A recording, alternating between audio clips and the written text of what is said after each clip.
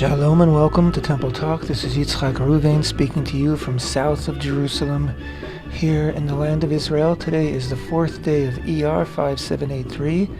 It's April 25th, 2023. If you've noticed, the volume of our introductory music was turned down a bit today, because today, the day that I'm recording this episode of Temple Talk, is Yom HaZikaron here in Israel, Israel's Memorial Day, in remembrance of our fallen soldiers and civilian victims of terror. An extremely solemn day in Israel. Every year, you know what to expect, you anticipate it, but every year it just grabs you, and it puts you in a space of remembrance, of contemplation, of profound gratitude, not only to Hashem, for whom we can thank our life here in the land of Israel, but of course every brave soldier who gave his or her life so that we can live freely in our land, and to civilian victims of terror who gave their lives so that we can live freely in our land. This coming Shabbat, we are reading a double portion, a double Torah reading, just like we did last week. This week is called Acharei Mot Kedoshim, and it's actually two portions, as I said. The first one is Acharei Mot, after the death of, because this week's Parsha picks up where we left off a few weeks ago in Parshat Shmini, when we learned of the untimely death of Nadav and Avihu. And the second Parsha that we're going to be reading is Kedoshim. It means holy in the plural, as in I am Hashem. I am Hashem, am holy, and so you shall be holy. You, plural, Kedoshim. And when you read them together, when they're read together, of course the name given is Acharei Mot Kedoshim, which is after the death of the holy ones. And I can't think of a more appropriate Parsha, title for a Parsha to be reading on this week of Yom HaZikaron. And tonight, probably when you'll be hearing this for the first time, if you're listening when this is first posted, will be already Yom HaAtzma'ut, Israel Independence Day. And after the death of our holy ones, we have the ability, we have the right, actually. We have the responsibility to celebrate, because if we don't celebrate our independence, we don't appreciate it. If we don't celebrate and appreciate that we've returned to our land after 2,000 years, that prophetic visions from our prophets from thousands of years ago are coming true today before our very eyes. If we don't appreciate this, then God forbid those who did give their lives to defend this land, defend this country, defend this people, and to defend the Torah of Israel, and to sanctify the name of the God of Israel. If we don't celebrate what they've given us, then we are not honoring them as we should. But I think you can hear in my voice, I'm not in the celebratory mood yet. It happens in a flash. It happens every year. We go from this solemn day of Yom HaZikaron to the celebration, joy-filled celebration of Yom HaAtzma'ut in a minute, in a moment. And this in itself is a very Jewish phenomenon from thousands of years ago. We see it in both ways, from tragedy to celebration, and sometimes from celebration to tragedy, as we read a few weeks ago in Parshat Shmini, the celebration, the beautiful day of the inauguration of the tabernacle, which was then immediately cut short by the tragedy of the untimely death. Again, how appropriate, the untimely death of the two righteous sons of Aaron, Nadav and Avihu. And, in their case, they came too close to Hashem. They brought foreign fire that wasn't commanded. That's what made it foreign. And their lives were lost. In the case of our soldiers, they It was fire, enemy fire, that cut them down, and their lives were lost, taken way too soon. Way, way too soon. And as you all know, that on Yom HaZikaron, both in the evening at 8 o'clock and in the morning at 10 o'clock, there is a 2-minute siren that sounds all throughout the land of Israel. And every single citizen in Israel stands silently for 2 minutes, in silence, with only themselves and their thoughts, contemplating, feeling whatever they're feeling, gratitude, sorrow. I mean, there are so many. We have lost, let's give you the number, as of today, 24,213 soldiers have fallen in Israel's wars of independence and freedom, and 4,255 civilians have been victims of terror over the past, I think even from before the state. I think that's when they begin that count. Now, I don't know, those are big numbers, little numbers. Certainly last week we had Yom HaShoah, Holocaust Remembrance Day, where a number like 24,000 was in a single day people were killed.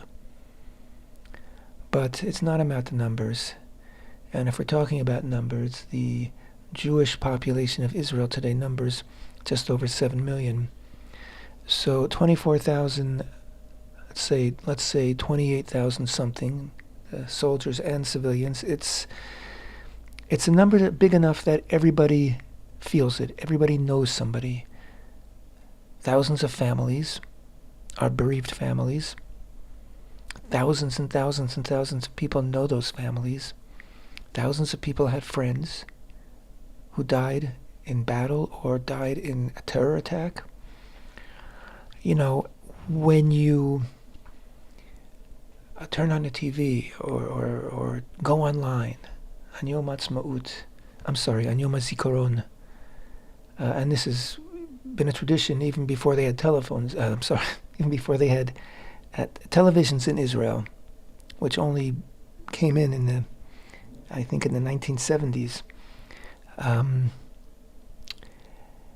The day is filled with stories about people who fell, stories about victims of terror, stories about soldiers who fell in battle from all the battles of Israel, from the War of Independence to the most recent battles, the most recent wars. And when you see the pictures or see the names and you recognize, I remember where it took place, I remember where I was when it happened, you realize how deeply these things affect you. When it's someone that you didn't know before, you never heard of them, and they fall in battle or are murdered in terror, and then you know them, and you embrace them, and you embrace their family, and it doesn't leave. It's not a momentary thing. So yes, on Yom HaZikaron, when we're hearing people's stories again, everybody remembers. And people post, stories about their loved ones and pictures about their loved ones and their friends, people they grew up with, people they served with, neighbors. And you remember, even if you didn't know them personally, and if you did know them personally, of course you remember, and you realize how small a country we are, how small a population we are, how close we are. We're one family. And right now, our family here in Israel is riven with division over the judicial reform that the government is trying to push through, which has taken on seismic proportions of which way the country's going to go. There are those who say we established a secular, modern, Western country here in Israel, just like United States, just like Sweden, just like Germany. Yes, they say just like Germany, and that's what we want to be, just like those countries. We don't want the other. We don't want the religion to be imposed upon us. We don't want that to be part of the landscape. We want to be free of that. Happens to be a dwindling minority, I believe, that feels that way. And on the other hand, are people who say, we are here because of our heritage. We're here because of our history. We're here because of our way of life, of our 3,000, our 4,000 year way of life. You take that away from us, and not only will we have nothing here, but we will have no right to be here. That's our ticket in here. That's our ticket to be here. So this is what this great cultural battle is happening right now in Israel, and it's been happening for decades, of course.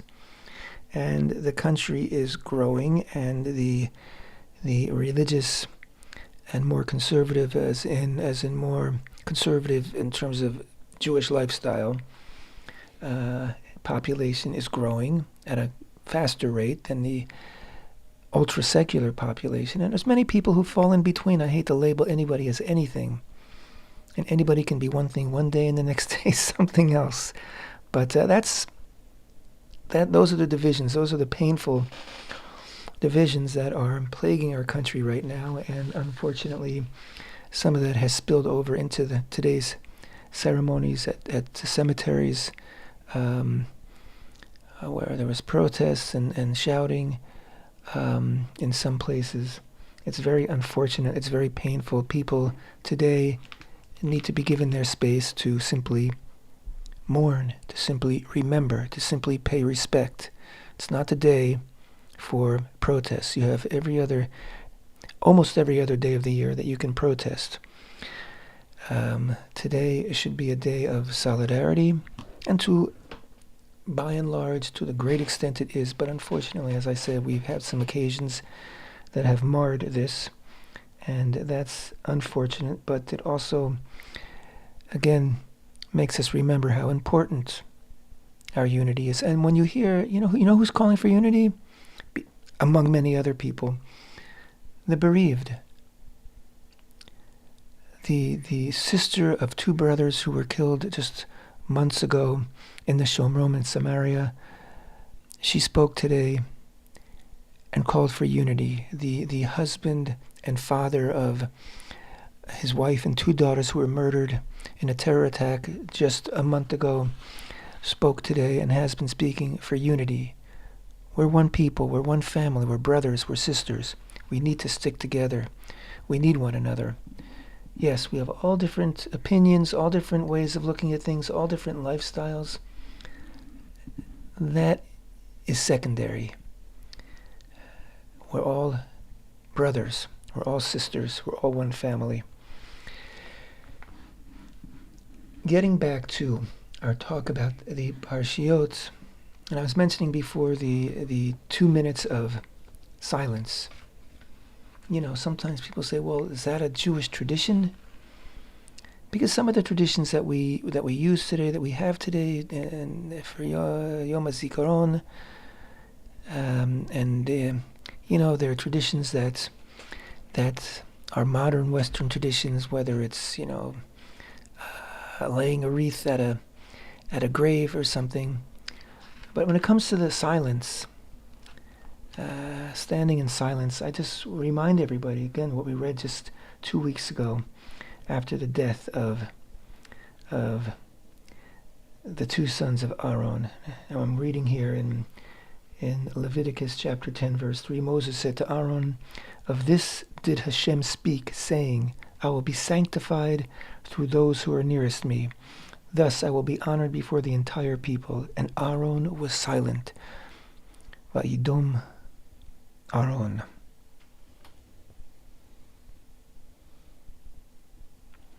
Aaron was silent.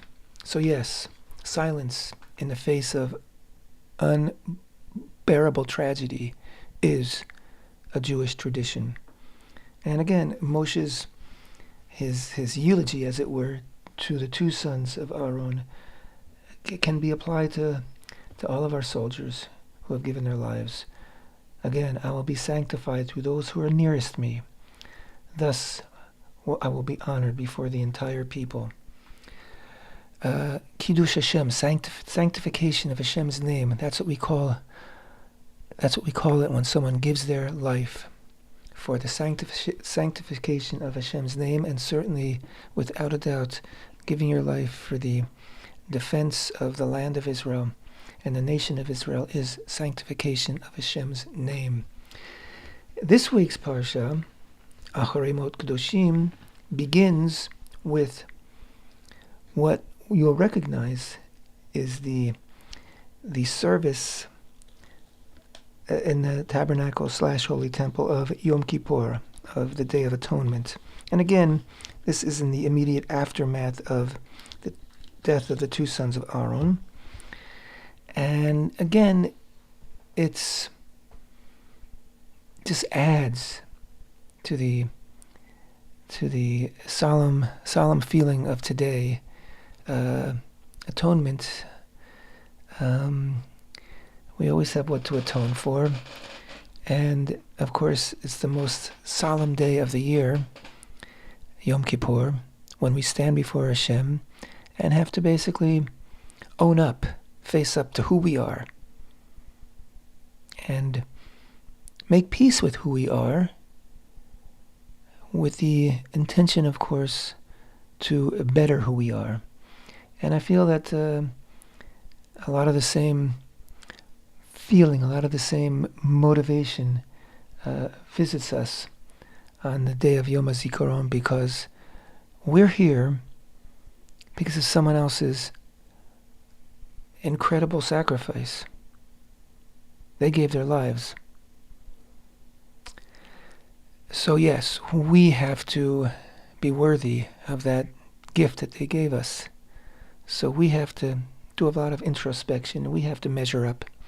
And we have to be able to stand before Hashem and stand before the memory of those fallen and say, yes, we are, by our living here, by our lives, by what we do, we're going to sanctify your sacrifice, what you did. And again, the first of the two Torah readings that we read on the Shabbat is Acharei Mot, and that deals in great part with the very, very, very involved and very, very, very complex service that takes place in the Holy Temple, in the Mikdash, on Yom Kippur.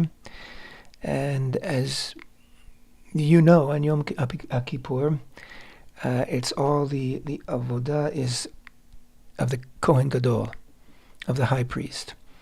And he has what to do from the moment Yom Kippur enters into the moment Yom Kippur is over. And it's work that has to be done, service that has to be done with tremendous precision and tremendous intention. Again, that's how we should strive to live our lives, with precision and intention. Not to waste our time, not to waste the time we've been given, the gift we've been given. Then, Parshat Kedoshim deals in depth with a concept that was introduced. We've been reading ever since Mount Sinai. We've been seeing this idea that we should be holy, kadosh. Now, kadosh means holy, and it also means to be separated, as in to distinguish yourself. You're holy by separating yourself from the profane. You're holy by being different. And that's what we hear over and over in Parshat Kedoshim. I'm just going to read now the first verse in Hebrew, then in English. This is chapter 19 in the book of Leviticus, verse 1. And it goes like this. Vaydaber Hashem el Moshe lemor, daber el kol adat bnei Yisrael v'amart alehem kadoshim tiyu ki kadosh ani Hashem Elokechem. Hashem spoke to Moshe, saying, "Speak to the entire assembly of the children of Israel and say to them, you shall be holy, for holy am I, Hashem, your God." And now I'm just going to read the next verse. "Every man, your mother and father you shall revere, and my Sabbaths shall you observe. I am Hashem your God. Do not turn to the idols and molten gods shall you not make for yourselves. I am Hashem your God." And over and over and over, I am Hashem your God. Ani Hashem Elokechem. Over and over. We should be holy because Hashem is holy. And this is why Hashem took us out of Egypt. This is what it's all about. It wasn't so that we can lay on the beach and have a gin and tonic, which is a wonderfully pleasant thing to do. And I'm not saying that you shouldn't do that. But that's not why Hashem took us out of Egypt, and that's not why Hashem brought us into the land of Israel, and that's not why we established the state of Israel. We need to be holy. Now, holy is not the same as religious, by the way. We're not being holy by praying a lot, and we're not being told to be holy by bringing offerings at this point. And we'll see as we read this Parsha, we're told to be holy by being good, decent human beings, by honoring one another, by treating one another with respect, with love. Why? Because Hashem is holy, and we are created in the image of Hashem, and if we want to be able to fulfill and really attain that image, then we need to be holy. We need to distinguish ourselves through our behavior. And, I could just spend the rest of this temple talk just reading verses from this week's Parsha, how we need to be there for one another, how we need to not stand idly by, but stand up for one another, how we need to help one another to avoid wrongdoing. We can't be passive. We can't be spectators in life. We need to be in there. We need to be in the game. And of course, the one that really says it all, I'm looking for it right now, and the one verse that really, really says it all is Leviticus chapter 19, verse 18. Lo tikom v'lo titor et bnei amecha v'ahavta l'reacha kamocha ani Hashem. You shall not take revenge, and you shall not bear a grudge against the members of your people. You shall love your fellow as yourself. I am Hashem. You shall love your fellow. Sometimes it's translated as neighbor. You shall love your neighbor as yourself. I am Hashem. So this seems to me, and Rabbi Akiva said that this is the entire Torah. This is what it's all about. Love your neighbor as yourself. What does that mean? Are we supposed to give everybody that we see a big hug? A hug and a kiss? It means a few things. One is that you need to love yourself, because as it implies here, you can't love another if you don't love yourself. And you can only love yourself if you love Hashem. And that's why the verse concludes with, I am Hashem. That's the secret. I am Hashem. You're created in my image, and that person standing opposite you is created in my image. You may look different. You may think different. You may act differently. You may have different hobbies, different interests, etc., etc., but you are both created in my image, says Hashem. That is the secret of both loving yourself and loving your neighbor. Start with that. Get to know that aspect of yourself. Open yourself up to it. It's in there. Hashem's presence is within you. And it's that presence which is the quote, image of Hashem. And when you connect to that, and you recognize that, you can't help but loving yourself. And you can't help but trying to direct yourself to behave and walk and speak and think in a manner that will allow that godly presence within you to shine and to be seen. And that's how you love your neighbor as yourself. You share that and you recognize it in your neighbor, even if your neighbor doesn't recognize it in himself.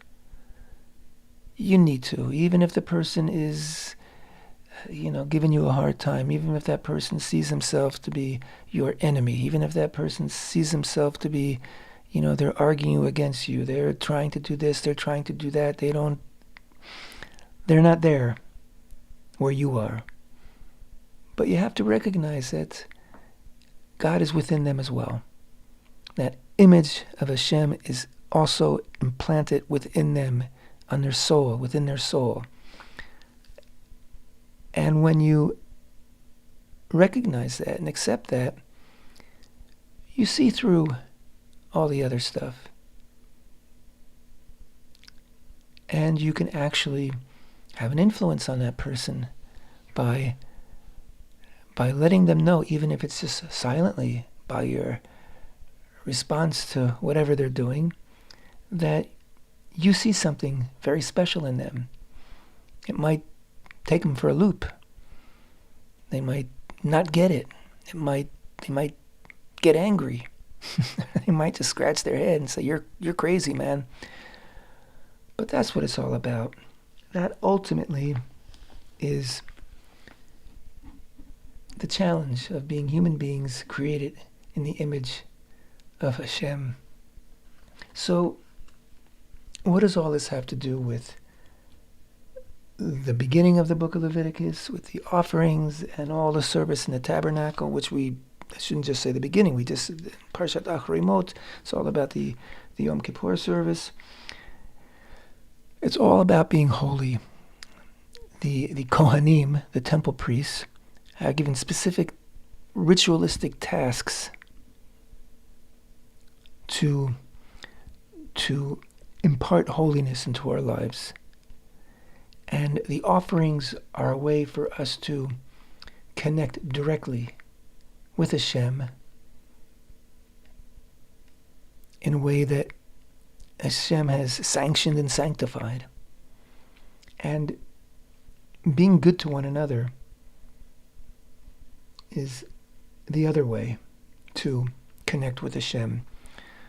Because when we're in touch with who we are, and who we are is Hashem's image, and we treat others with that same knowledge, that same recognition, then we are having a daily conversation with Hashem.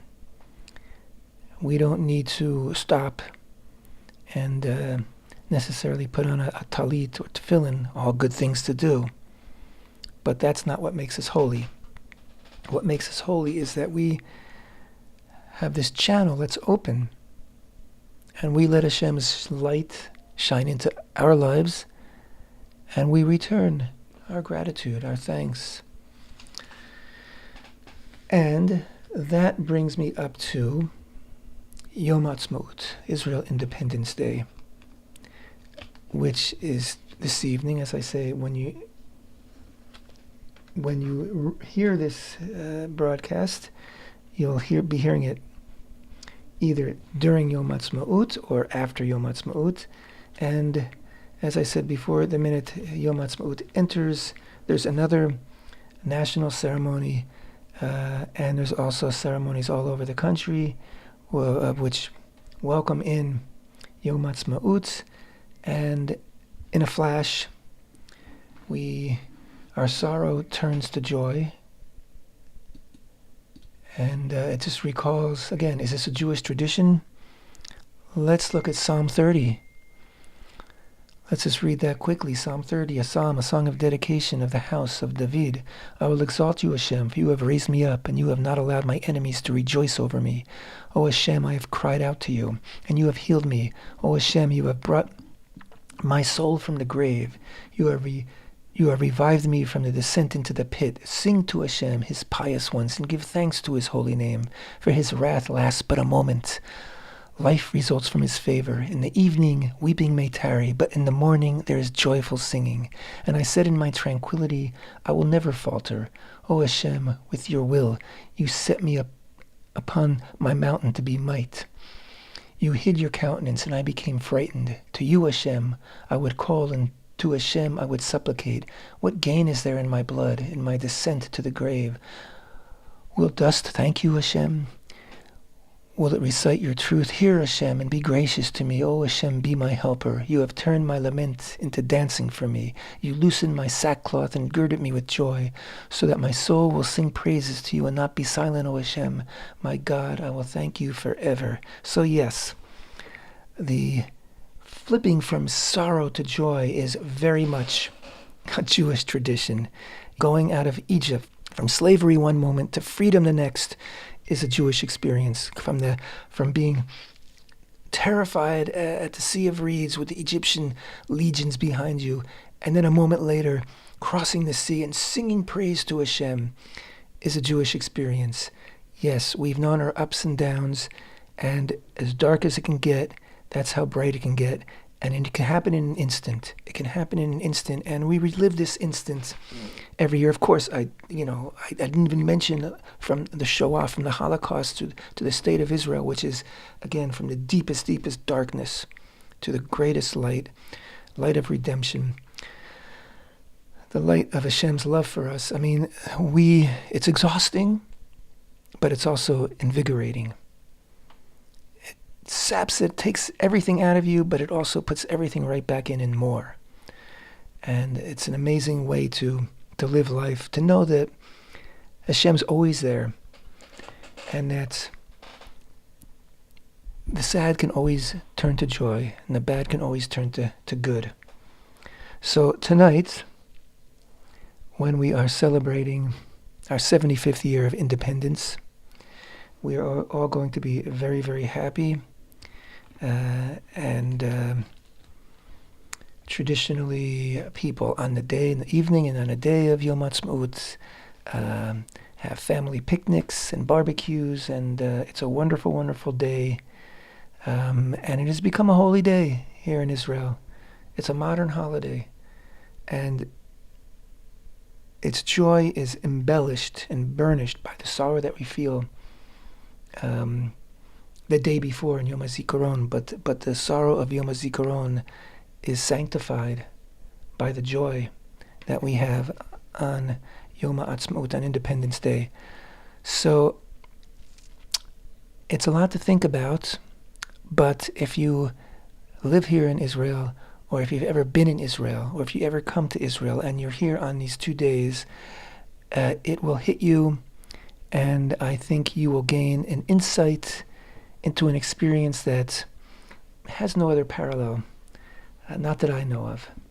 So I wish everybody a very, very happy Yom HaAtzma'ut, a very, very happy Israel Independence Day. May Israel just go from strength to strength, and may God's presence enter into all our lives, and may we recognize and see and acknowledge that presence within all of us. Thank you so much, Temple Talk.